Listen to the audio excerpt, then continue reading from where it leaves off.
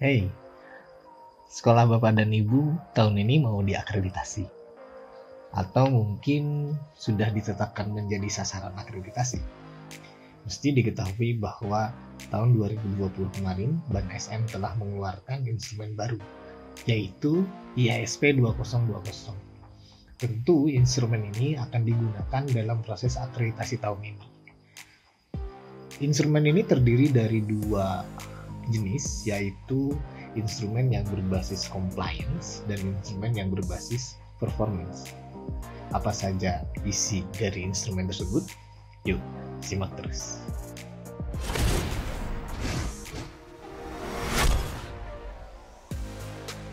Bismillahirrahmanirrahim. Assalamualaikum warahmatullahi wabarakatuh. Ibu dan Bapak yang saya hormati, pada video kali ini saya ingin sharing dan mereview tentang rincian IASP 2020, mulai dari instrumen compliance sampai kepada instrumen berbasis performance. Baik, kita mulai dari yang pertama dulu, yaitu instrumen berbasis compliance. Mari kita simak paparan ini. Instrumen compliance ini adalah beberapa komponen yang harus dipenuhi oleh satuan pendidikan sebagai prasyarat akreditasi. Artinya, komponen ini harus dipenuhi sebelum memasuki tahap proses akreditasi. Boleh jadi, hal ini kita maknai sebagai input minimal agar proses pendidikan di suatu lembaga dapat terselenggara dengan baik. Kira-kira begitu. Nah, untuk pemenuhan aspek compliance ini sebetulnya bisa jadi diambil dari beberapa sumber data yang dimiliki oleh sekolah, seperti Dapodi, EMIS, raport mutu, atau asesmen nasional. Dan tentu dilengkapi dengan beberapa data yang mesti diinput serta disesuaikan pada saat kita mengisi aplikasi Sispena. Nah, kira-kira begitu. Nah, dalam hal ini terdapat dua aspek compliance, di antaranya ada compliance mutlak dan compliance relatif. Artinya jika sekolah ibu dan bapak mau mengajukan diri untuk menjadi sasaran akreditasi atau mungkin sudah ditetapkan menjadi sasaran akreditasi, maka harus memenuhi semua indikator compliance mutlak dan memenuhi beberapa indikator compliance relatif dengan skor minimal 60. Sehingga kalau sekolah madrasah ibu dan bapak belum bisa memenuhi kedua aspek compliance ini, maka dengan berat hati sekolah madrasah ibu dan bapak belum bisa melanjutkan ke dalam proses akreditasi selanjutnya. Kira-kira begitu. Baik, kita masuk ke dalam aspek compliance mutlak terlebih dahulu. Compliance mutlak ini adalah berbagai komponen yang sifatnya wajib dipenuhi. Tidak boleh tidak ada. Ini mesti ada, begitu kira-kira. Di mana aspek compliance mutlak ini terdiri dari 5 indikator gitu ya. Nah, yang pertama, ini yang wajib nih ya. Sekolah atau madrasah telah memiliki izin operasional. Ini wajib ya. Jadi bagi sekolah baru yang belum memiliki izin operasional itu belum bisa untuk diakreditasi. Kemudian selanjutnya, kepala sekolah atau madrasah memiliki surat tanda tamat pendidikan dan pelatihan calon kepala sekolah. Ini tentu dibuktikan dengan keberadaan dokumen sertifikat hasil diklat calon kepala sekolah. Namun bagaimana dengan kepala sekolah yang belum punya ini begitu atau belum pernah mengikuti diklat ini? Nah, secara jujur untuk butir ini saya belum tahu pasti apakah boleh diganti dengan sertifikat lain atau tidak gitu ya. Seperti misalkan sertifikat penguatan kepala sekolah atau sertifikat lain yang menerangkan bahwa kepala sekolah telah mengikuti diklat. Ini butir yang ini saya belum ada kejelasan gitu. Lalu selanjutnya, sekolah madrasah pernah meluluskan siswa. Artinya, sekolah ibu atau bapak akan bisa diakreditasi apabila sudah punya alumni atau sudah memiliki lulusan meskipun baru satu angkatan gitu ya. Ini jadi prasyarat mutlak. Jadi bagi sekolah ibu dan bapak yang belum meluluskan siswanya maka belum bisa diakreditasi. Ini soalnya ini mutlak gitu ya, mesti ada. Lalu yang keempat, sekolah dan madrasah menyelenggarakan alokasi waktu proses pembelajaran sesuai dengan kurikulum nasional. Dan yang kelima, sekolah atau madrasah menyelenggarakan seluruh mapel yang diwajibkan sesuai kurikulum nasional di seluruh kelas. Nah, Untuk memastikan apakah sekolah Bapak dan Ibu sudah menyelenggarakan alokasi waktu serta mata pelajaran sesuai kurikulum nasional, nah Ibu Bapak silahkan dicek dalam beberapa dokumen peraturan yang berlaku tentang struktur kurikulum itu sendiri. Nah, perlu saya tekankan bahwa kelima indikator pada aspek compliance mutlak ini berlaku pada setiap jenjang pendidikan, baik itu di SD, di jenjang SMP, SMA atau SMK dan lain-lain. Ini berlaku, wajib ada, gitu kira-kira. Lalu yang kedua adalah instrumen compliance relatif. Instrumen ini adalah komponen-komponen yang sifatnya relatif dan sebisa mungkin dipenuhi secara maksimal. Tetapi apabila sekolah tidak mampu memenuhi semuanya, maka minimal sekolah Ibu dapat memenuhi sebagian besar instrumen tersebut dengan skor minimal 60. Atau simpelnya gini deh, minimal memiliki nilai setengah N+1 gitu loh. Atau 60% dari 100%, kira-kira begitu. Ya, disesuaikan dengan bobot dari masing-masing instrumen tadi. Nah, adapun jumlah indikator compliance relatif ini berbeda-beda. Maksudnya berbeda-beda dari setiap jenjang. Di antaranya, untuk jenjang SD atau MI itu ada 8 indikator. Untuk SMP atau MTS ada 9 indikator. Untuk SMA dan Madrasah Aliyah itu juga sama, ada 9 indikator. Nah, untuk SMK dan MAK itu ada 10. Dan SLB ini yang terakhir ada juga 10 indikator. Kira-kira begitu. Baik, kita mulai dari indikator compliance relatif pada jenjang SD atau MI terlebih dahulu. Oke, yang pertama adalah kualifikasi akademik guru minimum S1 atau diploma 4 dengan ketentuan 90-100% guru berpendidikan S1 dan nilainya adalah 4. 80-90% guru berpendidikan S1 atau D4 nilainya 3. Dan ini Bapak dan Ibu boleh lihat ya. Nah, gimana sih cara ngitungnya? Cara ngitungnya sebetulnya simple ya. Cara ngitungnya tinggal kita hitung saja jumlah guru S1 dikali 100 dibagi total jumlah guru yang ada. Misalkan di sekolah Bapak dan Ibu memiliki guru yang S1 itu ada 5 orang. Nah, dan semua guru di sana ada 6, maka tinggal kita hitung saja. Di mana 5 guru yang S1 maksudnya dikali 100 sama dengan 500. Nah, 500 dibagi 6 berarti 83,33%. Maka 83 ini memiliki nilai 3 karena ada pada rentang 80 sampai 90. Kira-kira begitu ya. Selanjutnya, yang kedua adalah guru yang memiliki sertifikat pendidik. Di mana sertifikat pendidik ini didapatkan apabila telah lulus proses sertifikasi, baik itu PLPG ataupun PPG. Kira-kira begitu. Ketentuannya sebenarnya hampir sama, cuma besarannya 85% sampai 100 memiliki sertifikat pendidik, maka nilainya 4 dan seterusnya ke bawah. Cara ngitungnya pun juga sebetulnya sama ya, kayak tadi begitu. Jumlah guru yang bersertifikat dikali 100 dibagi total guru semuanya. Kira-kira begitu. Lanjut ke poin yang ketiga, yaitu guru yang mengajar sesuai dengan latar belakang pendidikannya. Ini bisa disimak oleh Ibu dan Bapak apabila 85-100% guru yang mengajar sesuai dengan latar belakang pendidikannya, maka nilainya 4 dan seterusnya ke bawah. Kira-kira begitu. Artinya memang di sini ada berapa banyak guru lulusan PGSD atau PGMI yang mengajar di SD tersebut, begitu kira-kira. Cara ngitungnya sebetulnya sama kayak tadi ya. Total guru yang lulusan PGSD atau PGMI dikali 100 dibagi total semua guru. Begitu kira-kira. Oke, kita masuk ke poin yang keempat, yaitu sekolah atau madrasah memiliki tenaga administrasi yang memenuhi syarat sesuai dengan ketentuan. Nah, kalau untuk yang ini disesuaikan dengan kondisi di sekolah Ibu Bapak.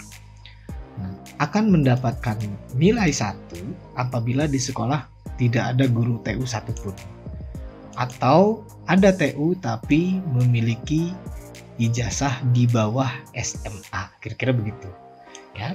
Nah, kemudian akan mendapatkan nilai 2 apabila di sekolah Ibu ada nih guru TU 1 orang. dan memiliki ijazah SMA. Nah, itu nilainya pasti akan dapat 2, kira-kira begitu. Nah, akan mendapatkan nilai 3 apabila di sekolah ibu memiliki lebih dari seorang. Artinya ada 2 orang atau 3 orang TU atau tenaga administrasi yang ketiganya memiliki kualifikasi pendidikan SMA, kira-kira begitu. Akan mendapatkan nilai 4 apabila di sekolah ibu memiliki lebih dari seorang tenaga administrasi. Artinya ada 2 sampai 3, di mana yang satu pendidikannya SMA dan di antaranya yang satu lagi atau yang 2 lagi misalkan memiliki kualifikasi di atas SMA. Misalkan ibu mempunyai 2 TU, yang satu lulusan SMA, yang satu S1 misalkan begitu, akan mendapatkan nilai 4. Itu kira-kira.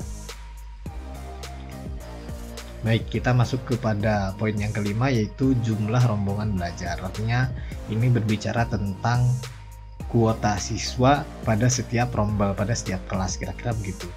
Dan ini juga disesuaikan dengan kondisi di sekolah ibu dan bapak.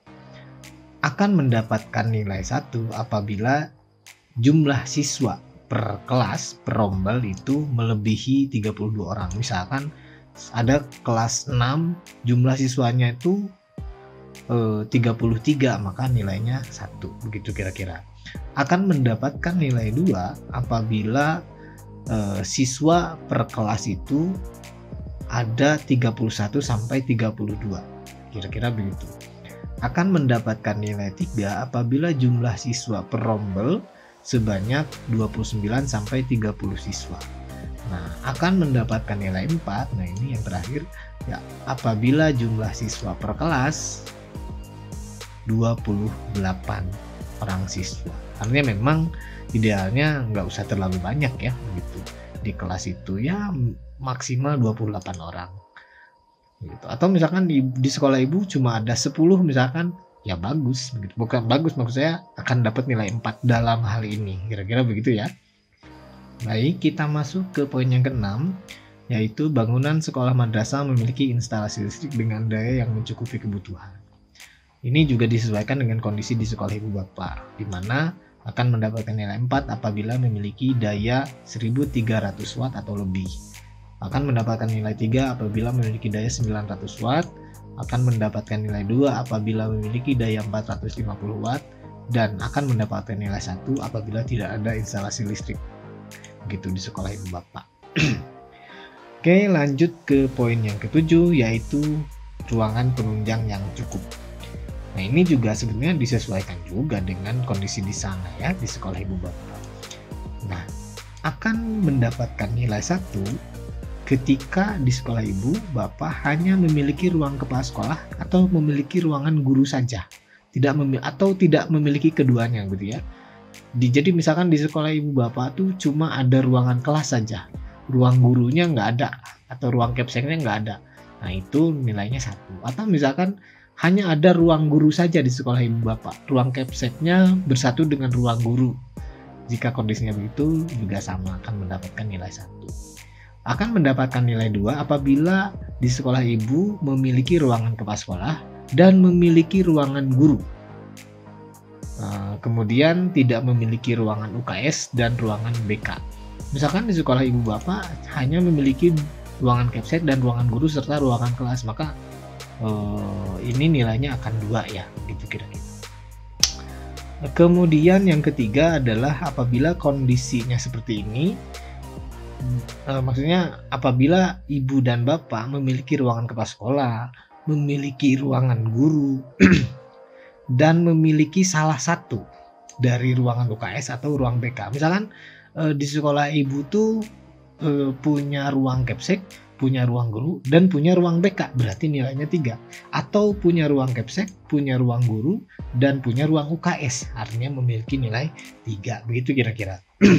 Lalu yang keempat, memiliki ruangan capsek, memiliki ruangan guru, memiliki ruangan UKS, dan memiliki ruangan BK. Ini lengkap, berarti nilainya 4, kira-kira begitu ya.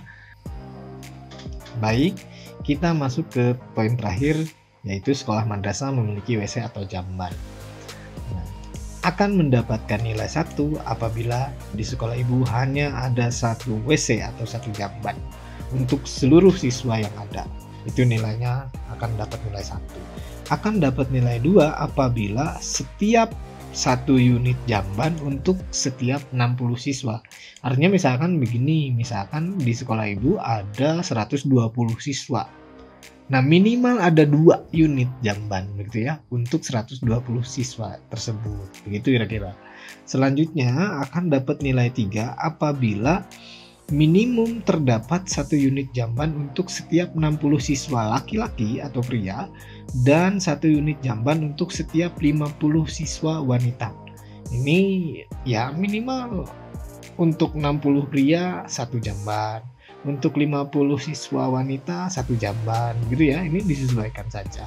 Lalu yang keempat, minimum terdapat 1 unit jamban untuk kurang dari 60 siswa pria dan 1 unit jamban untuk kurang dari 50 siswa. Artinya memang misalkan di sekolah ibu ada 4 WC misalkan gitu ya, dengan jumlah siswa 120. Nah, itu saya pikir akan dapat nilai 4. Kira-kira begitu. Oke, itu tadi penjelasan tentang indikator compliance relatif pada jenjang SD atau MI. Nah, sekarang kita masuk kepada penjelasan tentang indikator compliance relatif pada jenjang SMP atau MTS. Ini jumlahnya ada 9 ya, kalau tadi di SD ada 8. Nah, yang pertama, nih di SMP atau MTS, yang pertama kualifikasi akademik guru minimal sarjana atau diploma. Ini juga sama seperti tadi, proses perhitungannya juga sama, begitu kira-kira ya. Sama dengan yang SD tadi. Lalu yang kedua, guru yang memiliki sertifikat pendidik. Ini pun juga sama seperti yang jenjang SD. Lalu selanjutnya yang ketiga adalah guru yang mengajar sesuai latar belakang pendidikannya. Ini juga sama berkaitan dengan linearitas, artinya apa mata pelajaran diampu mesti sesuai dengan ijazahnya, sesuai latar belakang pendidikannya. Ini juga sama, kurang lebih proses perhitungannya pun juga sama. Nah, lalu selanjutnya ini yang berbeda. Yang keempat, yaitu sekolah madrasah memiliki kepala tenaga administrasi yang memenuhi syarat sesuai dengan ketentuan. Nah, kondisinya begini. Di sini kepala ya, bukan tenaga administrasi, tapi kepalanya, kepala tenaga administrasinya akan mendapatkan nilai 4 apabila di sekolah ibu bapak memiliki kepala tenaga administrasi yang berpendidikan S1 dengan pengalaman minimal 4 tahun. Ya, sudah pengalaman kerja minimal 4 tahun akan dapat nilai 4. Atau dengan kondisi yang kedua, latar belakang pendidikannya D3, pengalaman kerjanya 8 tahun atau lebih dan memiliki sertifikat. Nah, untuk kepemilikan sertifikat ini, sertifikat apa? Saya jujur kurang tahu, mungkin sertifikat pelatihan ketatausahaan barangkali ya. Nanti mohon kritik dan sarannya di kolom komentar ya. Nah, dua kondisi tadi memungkinkan bagi sekolah ibu bapak akan mendapatkan nilai 4. Lalu selanjutnya akan mendapatkan nilai 3 apabila kepala tenaga administrasi punya pendidikan S1 dan pengalaman kerjanya 2-3 tahun. Itu akan dapat nilai 3. Lalu kondisi yang kedua apabila latar belakang pendidikannya D3 dan pengalaman kerjanya kurang dari 5-7 tahun dan memiliki sertifikat. Ini akan mendapatkan nilai 3. Kira-kira begitu. Nah, lalu selanjutnya akan mendapatkan nilai 2 apabila kepala tenaga administrasi memiliki pendidikan S1 dan pengalaman kerja minimal 4 tahun. Ya, 4 tahun.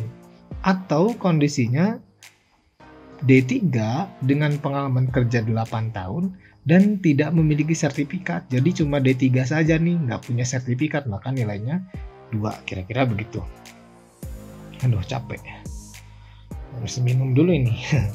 Nah, lalu yang terakhir, apabila kondisinya kepala tenaga administrasi berpendidikan S1 dengan pengalaman kerja 2-3 tahun dan akan mendapatkan nilai 1. Lalu kondisi yang kedua apabila D3 pendidikannya dengan pengalaman kurang dari 5-7 tahun dan tidak memiliki sertifikat, itu juga akan mendapatkan nilai 1. Atau misalkan kepala TU-nya, kepala administrasinya berpendidikan di bawah D3, itu juga nilainya 1, kira-kira begitu ya.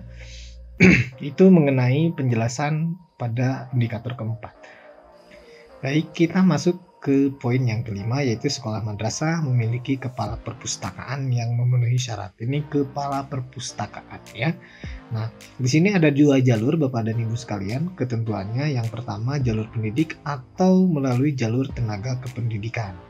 Nah, akan mendapatkan nilai 4 apabila pada jalur pendidik si kepala perpustakaan tersebut berpendidikan S1 atau D4 dengan pengalaman kerja minimal 3 tahun. Ya, akan dapat nilai 4. Atau jalur tenaga kependidikan minimal pendidikannya D2 dengan pengalaman kerja 4 tahun dan memiliki sertifikat. Oh iya, tadi belum saya jelaskan bahwa kepemilikan sertifikat ini juga berlaku di jalur pendidik. Ya, untuk yang tadi juga kepala TU, kepemilikan sertifikatnya berlaku juga untuk kepala tenaga administrasi yang berpendidikan S1. Tadi lupa saya jelaskan. Baik. Akan mendapatkan nilai 3 nih, kita lanjut. Akan dapat nilai 3 apabila pada jalur pendidik si kepala perpusnya memiliki pendidikan S1 dan pengalamannya 1-2 tahun. Itu kira-kira. Atau di jalur tenaga kependidikan dengan pendidikan D2 dan memiliki pengalaman kerja 1-3 tahun serta memiliki sertifikat. Sekali lagi saya ulangi bahwa kepemilikan sertifikat ini sertifikat apa saya kurang tahu, jadi mohon nanti penjelasannya di kolom komentar ya. Kemudian akan mendapatkan nilai 2 apabila pada jalur pendidik berpendidikan S1 dan pengalaman kerjanya 3 tahun serta tidak memiliki sertifikat. Nah, nilainya 2 nih kalau tidak memiliki sertifikat. Atau pada jalur tenaga kependidikan, pendidikannya D2 dan pengalaman kerjanya minimal 4 tahun dan tidak juga memiliki sertifikat. Gitu kira-kira, akan dapat nilai 2. Lalu yang terakhir akan dapat nilai 1 apabila di luar ketentuan 2, 3, dan 4 tadi. Kira-kira begitu ya. Maksudnya pada ketentuan yang sebelumnya. Baik, lanjut ke poin yang ke-6, yaitu jumlah rombongan belajar. Ini sebetulnya sama ya kayak tadi, cuma jumlah atau kuota per kelasnya beda. Akan dapat nilai 4 apabila satu rombel itu memiliki jumlah maksimum 32 siswa.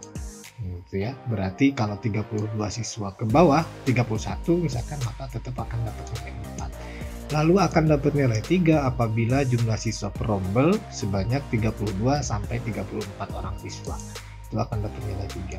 Lalu akan dapat nilai 2 apabila jumlah siswa per rombel adalah 35-36. Akan dapat nilai 1 apabila jumlah siswa per rombel lebih dari 36 orang siswa. Itu yang ke poin yang ke-6. Masuk ke poin yang ke-7, yaitu bangunan sekolah atau madrasah memiliki instalasi listrik dengan daya yang mencukupi kebutuhan.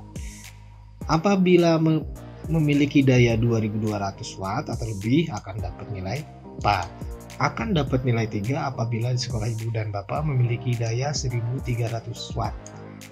Akan memiliki nilai 2 apabila di sekolah ibu dan bapak daya listriknya 900 watt dan akan dapat nilai 1 apabila memiliki daya di bawah 900 watt.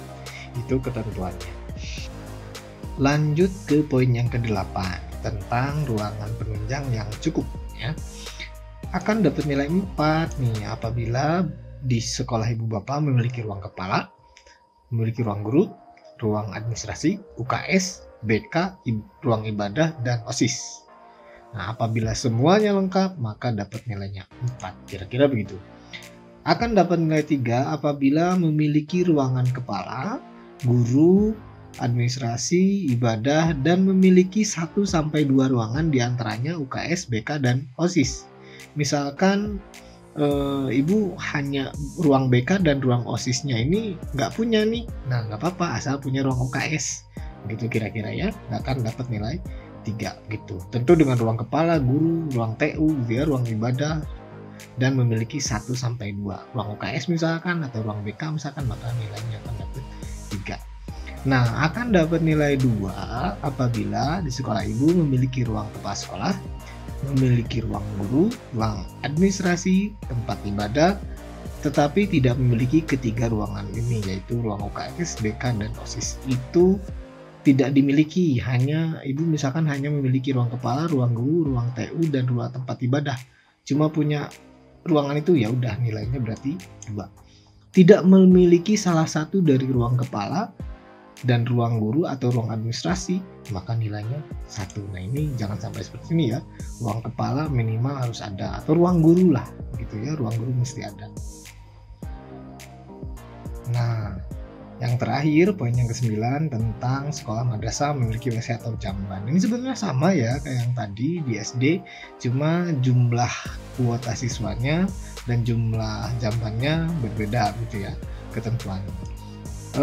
Akan dapat nilai 4 apabila minimum terdapat 1 unit jamban untuk kurang dari 40 siswa pria dan 1 unit jamban untuk kurang dari 30 siswa wanita, kira-kira gitu.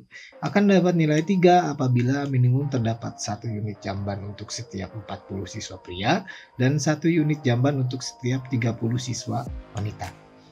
Akan dapat nilai 2 apabila minimum terdapat 1 unit jamban untuk setiap 40 siswa dan akan dapat nilai 1 apabila terdapat 1 jamban. Hijina, maksudnya cuma satu-satunya. Aduh, mohon maaf keceplosan bahasa Sunda ya, karena memang orang Sunda gitu. Hanya 1 aja nih di sekolah, di SMP ibu atau di MTS ibu, ya udah nilainya berarti 1 gitu ya. Itu kira-kira mengenai instrumen indikator compliance relatif pada jenjang SMP atau MTS. Nah, untuk selanjutnya saya akan coba mereview indikator compliance relatif pada jenjang SMK atau MAK. Mohon maaf untuk yang SMA dan yang MA itu saya skip karena jumlah indikatornya sama dengan SMP dan rincian butirnya pun juga sebetulnya mirip-mirip lah dengan yang SMP gitu ya. Jadi akan saya skip saja. Lanjut ke indikator compliance relatif pada jenjang SMK atau MAK. Ini jumlah butirnya atau jumlah indikatornya ada 10 ya. Nah, yang pertama, kualifikasi akademik guru minimum sarjana S1 atau diploma 4. Ini sama ya, nggak perlu saya bahas. Lalu yang kedua, guru memiliki sertifikat pendidik. Ini juga sama seperti pembahasan-bahasan yang sebelumnya ya.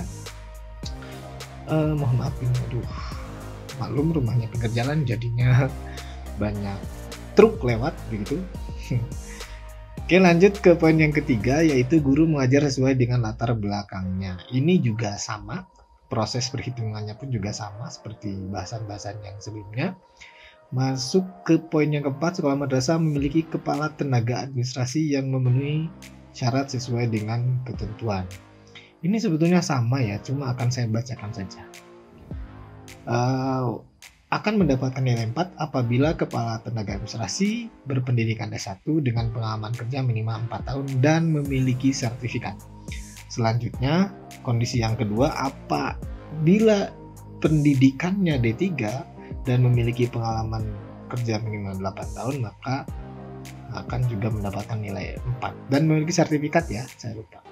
Selanjutnya akan dapat nilai 3 apabila kepala tenaga administrasi berpendidikan S1 dengan pengalaman kerja 2-3 tahun atau berpendidikan D3 dengan pengalaman kerja minimal 5-7 tahun dan memiliki sertifikat. Akan dapat nilai 2 apabila kepala tenaga administrasi berpendidikan S1 dengan pengalaman kerja minimal 4 tahun dan tidak memiliki sertifikat kalau yang ini, atau pendidikannya D3 dengan pengalaman kerja minimal 8 tahun dan tidak memiliki sertifikat. Kira-kira begitu. Nah, yang terakhir akan dapat nilai 1 apabila kepala tenaga administrasi berpendidikan S1 dengan pengalaman 2-3 tahun atau tidak memiliki sertifikat dan pendidikan di bawah D3 gitu ya. atau D3 dengan pengalaman kerja kurang dari 5-7 tahun dan tidak memiliki sertifikat. Itu mengenai poin yang keempat. Untuk poin yang kelima atau indikator kelima, sekolah madrasah memiliki kepala lab, ya, kepala laboratorium, memiliki juga kepala laboratorium atau bengkel atau workshop dengan kualifikasi akademik sesuai dengan ketentuan standar yang berlaku. Nah ini nih, ketentuannya cukup panjang, coba diperhatikan. Akan mendapatkan nilai 4 apabila guru yang memiliki kualifikasi akademik minimal S1, berpengalaman lebih dari 3 tahun dan memiliki sertifikat kepala lab. Ya, memiliki sertifikat kepala laboratorium atau madrasah dari perguruan tinggi atau lembaga lain yang telah ditetapkan oleh pemerintah. Itu akan dapat nilai 4. Atau laboran atau teknisi berpendidikan minimal D3 berpengalaman lebih dari 5 tahun sebagai laboran atau teknisi dan memiliki sertifikat kepala lab atau kepala lab sekolah begitu dari perguruan tinggi yang telah ditetapkan oleh pemerintah. Ini akan mendapatkan nilai 4, dua kondisi tadi. Nah, akan mendapatkan nilai 3 apabila guru memiliki kualifikasi akademik minimal S1, berpengalaman 3 tahun, memiliki sertifikat kepala lab yang ditetapkan oleh yang diperoleh dari perguruan tinggi yang telah ditetapkan oleh pemerintah. Lalu kondisi yang kedua, memiliki laboran atau teknisi berpendidikan minimal D3 berpengalaman 5 tahun sebagai laboran atau teknisi dan memiliki sertifikat kepala lab dari perguruan tinggi yang ditetapkan oleh pemerintah juga. Nah, kedua kondisi tadi akan mendapatkan nilai 3. Oke, lanjut. Akan mendapatkan nilai 2 apabila guru yang memiliki kualifikasi D3 berpengalaman 3 tahun dan memiliki sertifikat kepala lab dari perguruan tinggi yang telah ditetapkan oleh pemerintah. Kondisi yang kedua, memiliki laboran atau teknisi berpendidikan D2 berpengalaman minimal 5 tahun sebagai laboran atau teknisi dan memiliki sertifikat kepala lab yang diperoleh dari perguruan tinggi yang telah ditetapkan oleh pemerintah. Yang terakhir akan mendapatkan nilai 1 apabila ada guru yang memiliki kualifikasi D3 dan berpengalaman kurang dari 3 tahun. Atau kondisi yang kedua, laporan atau teknisi berpendidikan D2 dan pengalaman kurang dari 5 tahun sebagai laboran atau teknisi. Itu poin yang kelima. Kira-kira begitu. Lanjut ke poin yang keenam. Sekolah madrasah memiliki kepala perpustakaan yang memenuhi syarat sesuai dengan ketentuan. Di jalur pendidik, punya pendidikan S1 dengan pengalaman minimal 3 tahun atau jalur tenaga kependidikan minimal D2 dengan pengalaman kerja minimal 4 tahun dan memiliki sertifikat. Ini saya skip saja karena mirip-mirip dengan yang SMP tadi ya. Akan dapat nilai 3 apabila pada jalur pendidik berpendidikan S1 dengan pengalaman minimal 1-2 tahun atau pada jalur tenaga kependidikan minimal D2 dengan pengalaman kerja 1-3 tahun dan memiliki sertifikat. Lalu akan mendapat nilai 2 apabila jalur pendidik berpendidikan S1 dengan pengalaman minimal 3 tahun atau jalur tenaga kependidikan minimal D2 dengan pengalaman kerja 4 tahun dan tidak memiliki sertifikat. Lalu yang terakhir akan dapat nilai 1 jika di luar ketentuan nilai 2, 3, dan 4 tadi. Kira-kira gitu ya. Mirip-mirip lah. Selanjutnya pada poin yang ke-7, jumlah rombongan belajarnya akan dapat nilai 4 apabila jumlah siswa perombel maksimum 32 siswa. Akan dapat nilai 3 apabila jumlah siswa perombel sebanyak 33 sampai 34 siswa. Akan dapat nilai 2 apabila jumlah siswa perombel sebanyak 35 sampai 36 siswa dan jumlah siswa akan dapat nilai 1 apabila jumlah siswa perombel melebihi 36 siswa. Itu poin yang ke-7.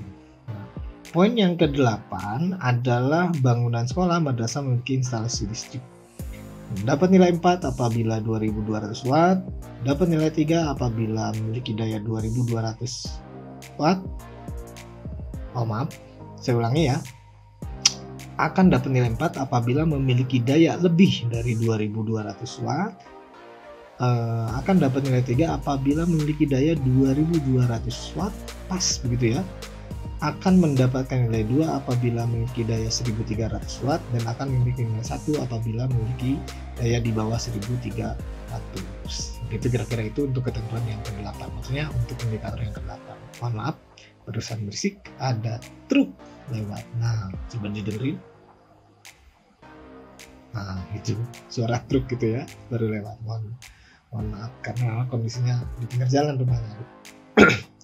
Lanjut ke poin yang ke-9, yaitu ruangan penunjang yang cukup.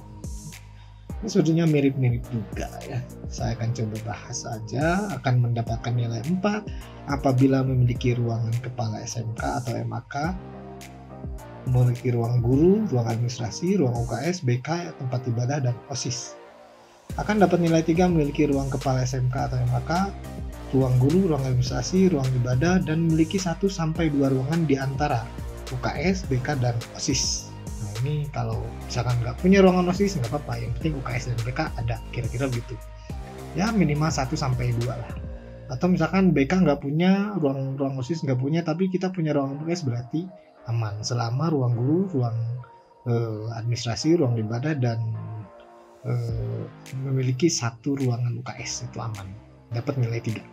Nah, akan dapat nilai 2 apabila memiliki ruangan kepala SMK, ruangan guru, ruangan administrasi, ruangan ibadah, dan tidak memiliki ruangan UKS, BK, ataupun ruangan OSIS. Nah, yang terakhir tidak memiliki salah satu dari ruangan kepala, ruangan guru, atau ruangan administrasi. Atau misalkan di sekolah ibu ruang kepalanya bergabung dengan ruang guru misalkan, jadi nggak ada ruangan kepala secara khusus, maka nilainya 1, kira-kira begitu. Dan yang terakhir ini juga mirip-mirip, cuma beda jumlah kuotanya saja. Sekolah madrasah memiliki WC atau jamban. Akan dapat nilai 4 jika minimum terdapat 1 unit jamban untuk kurang dari 40 siswa pria dan 1 unit jamban untuk kurang dari 30 siswa wanita. Akan dapat nilai 3 minimum terdapat 1 unit jamban untuk setiap 40 siswa pria dan 1 unit jamban untuk setiap 30 siswa wanita. Dapat nilai 2 apabila minimum terdapat 1 unit jamban untuk setiap 40 siswa, dan yang terakhir akan dapat nilai 1 apabila terdapat 1 jamban di sekolah ibu bapak. Itu kira-kira gambaran mengenai indikator indikator compliance relatif pada jenjang SMK atau MAK. Lanjut ke indikator compliance terakhir, yaitu di SLB kalau tidak salah ya. Ini sama, ada 10 komponen ya, ada 10 indikator maksud saya. Yang pertama di jenjang SLB ini, kualifikasi akademik guru minimal S1 atau D4, ini sama, nggak usah saya bahas. Guru yang memiliki sertifikat pendidik, ini juga sama. Guru yang mengajar sesuai latar belakang pendidikan, ini juga sama gitu ya, maksudnya harus memiliki guru yang mengajar sesuai dengan jenis pendidikan yang dialaminya ketika S1. Ini rumpun keilmuannya mesti sama dengan apa yang diajarkan, kira-kira begitu. Pada poin yang keempat, sekolah madrasah memiliki kepala tenaga administrasi yang memenuhi syarat, ini juga sama ya, nggak usah saya bacakan, saya skip saja karena terlalu panjang. Bisa-bisa durasi waktu video ini terlalu lama gitu ya. Kemudian sekolah madrasah memiliki guru keterampilan. Nah ini yang unik, sekolah madrasah memiliki, ini poin yang kelima ya, sekolah madrasah memiliki guru keterampilan dengan kualifikasi akademik sesuai dengan ketentuan standar yang berlaku. Akan dapat nilai 4 apabila guru berpendidikan S1 dengan pengalaman mengajar minimal 4 tahun dan memiliki sertifikat. Nah, kemudian akan dapat nilai 3 guru berpendidikan S1 dengan pengalaman minimal 2-3 tahun dan memiliki sertifikat. Dapat nilai 2 guru yang berpendidikan S1 dapat nilai 1 apabila guru berpendidikan D3. Ini secara jujur saya kurang tahu nih, maksudnya di SLB itu ada guru keterampilan, ini guru yang gimana gitu ya, saya kurang paham. Nah, jadi mohon ditulis kritik dan sarannya nanti, ini mohon dijelaskan bagi yang tahu guru keterampilan itu apa, saya kurang tahu. Tapi yang jelas ketentuannya seperti ini ya. Lalu yang selanjutnya, aduh mohon maaf, motor berisik lewat, jangan knalpot yang berisik, sebentar.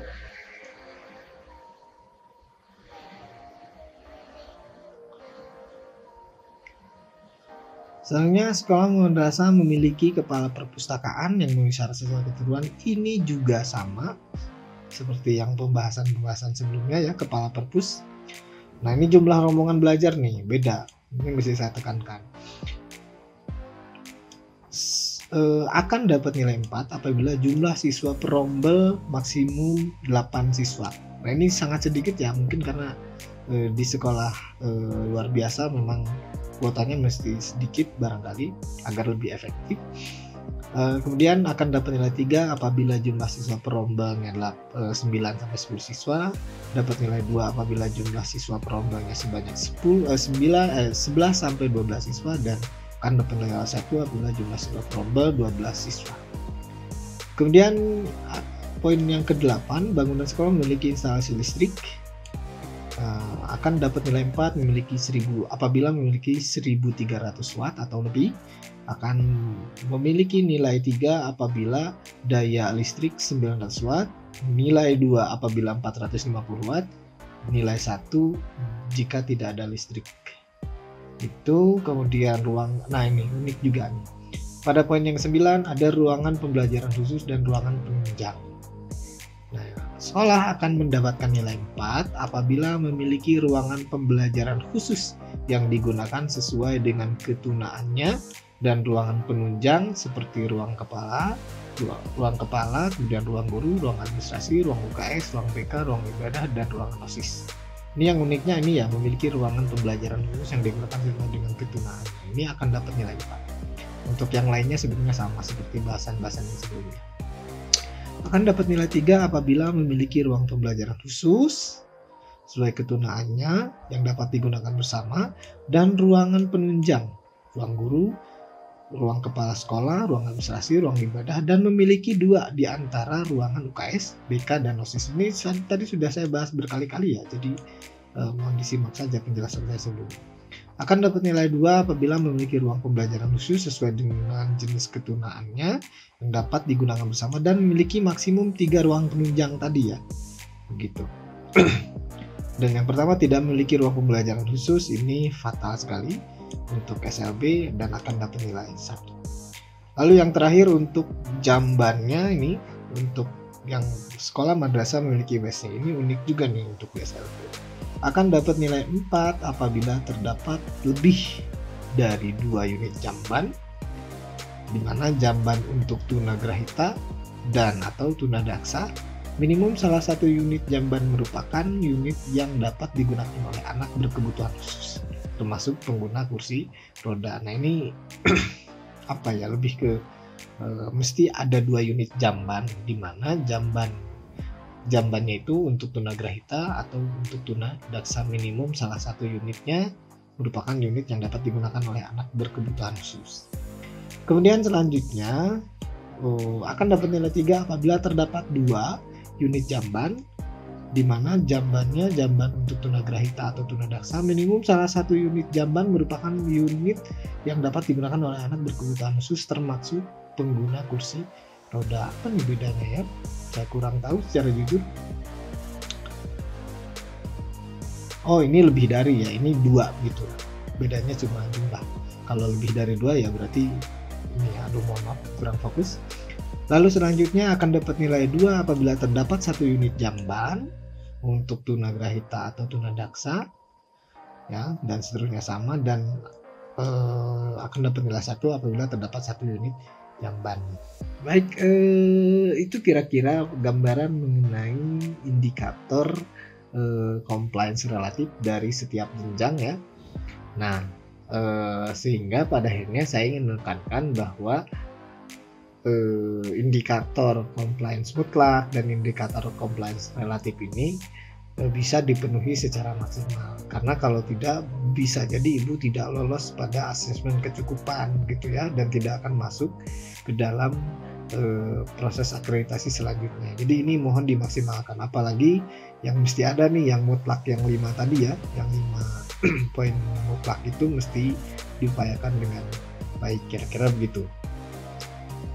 Nah, dalam IASP 2020 ini bukan hanya terdapat instrumen compliance saja.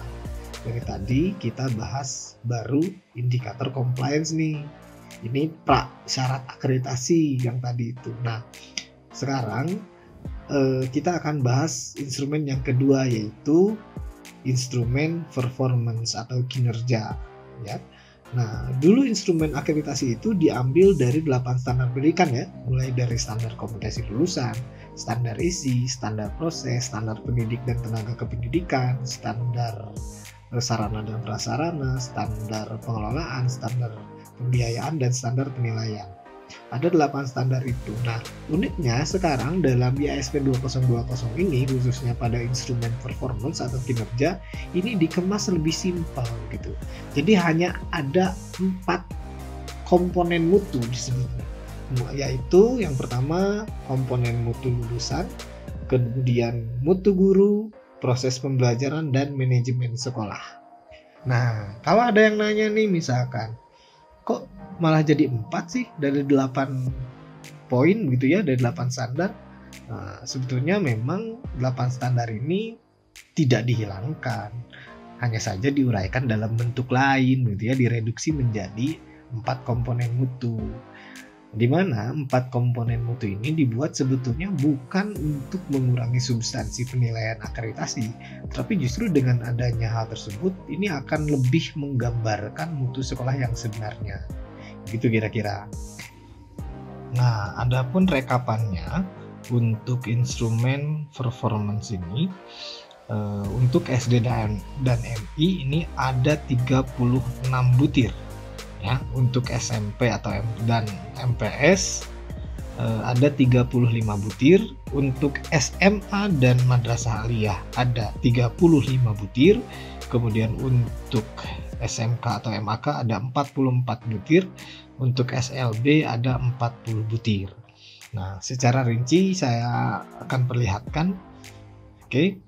Nah, seperti yang sudah tadi saya jelaskan bahwa indikator performance ini ada 4 komponen mutu ya, ada mutu lulusan, ada proses pembelajaran, ada mutu guru, dan ada manajemen sekolah atau madrasah.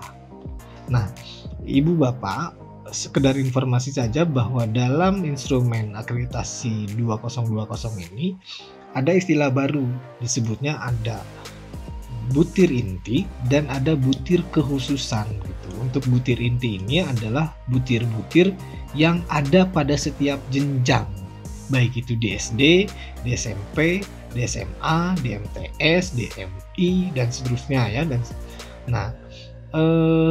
Untuk butir inti ini saya bilang ada setiap jenjang dan jumlah totalnya ada 35 butir.